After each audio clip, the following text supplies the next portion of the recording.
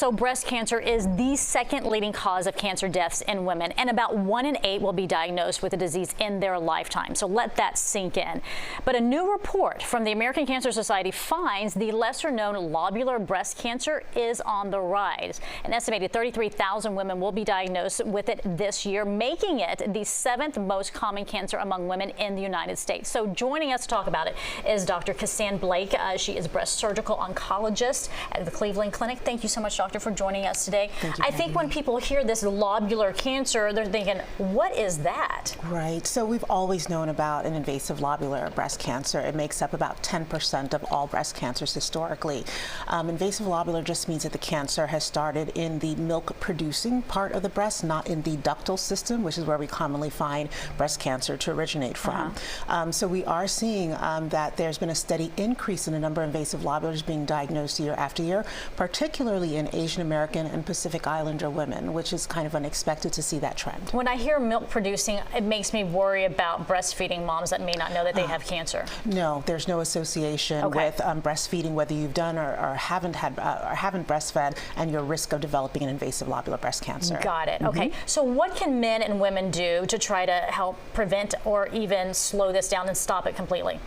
So for all breast cancers, a healthy lifestyle is important. Limiting alcohol intake, physical activity is important. I also think that knowing your family history is really important so that you'll know if you need genetic testing and maybe identified as somebody who needs a different screening recommendation that may include things like an MRI in addition to a mammogram each year.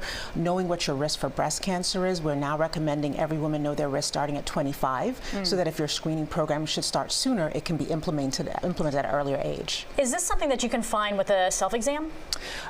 You can still find breast cancer self-exam. But this one in particular? You can, but ideally breast cancers are caught by imaging when it's caught at such early stage before we can feel it. But breast exams or self-awareness is still recommended. Got it. Survival rates when it comes to lobular, and what are we doing with clinical trials? Where's the hope in this? Okay, so for survival, for the first 7 years, invasive lobular actually appears to have a better prognosis, but after 10 years, we're seeing that there's a shift that more women are starting to have disease pop up elsewhere in their bodies, which is a difference about invasive lobular compared to the most common invasive ductal. Regarding clinical trials, we have some exciting results that are pointing towards de-escalation of care. So for certain select women, based on the features of your cancer, you may not need radiation if you save your breast. Wow. Also for certain select women, you may not need to have lymph node surgery done, which keeps your risk of arm swelling, called lymphedema, lower.